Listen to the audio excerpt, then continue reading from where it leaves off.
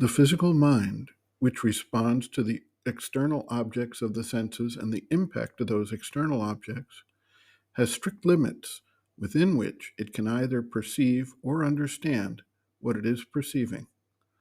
The reality of our existence, however, reaches far beyond the boundaries of response that bracket the action of the physical mind.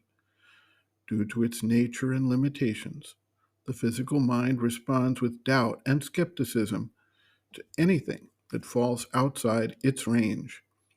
Doubt is the recognition of the physical mind operating in a field of ignorance, seeking for knowledge, rather than a state of knowledge, which is self-evident. When confronted with anything that purports to represent powers, beings, actions, or forces that arise outside its range, the physical mind throws up its doubts. This is to some degree a protective measure to ensure that it does not simply grasp for and accept any notion that arises, no matter whether grounded in reality or not. The power of doubt, however, can also be an obstacle to growth of consciousness and any transformative change to human nature.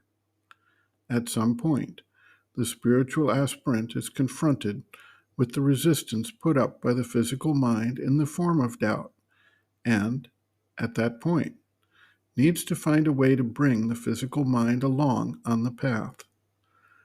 This physical mind is not amenable to pressure or persuasion about things outside its realm. At some point, it needs to be able to conclude that other powers of consciousness are capable of understanding these things and find a way to accept their guidance.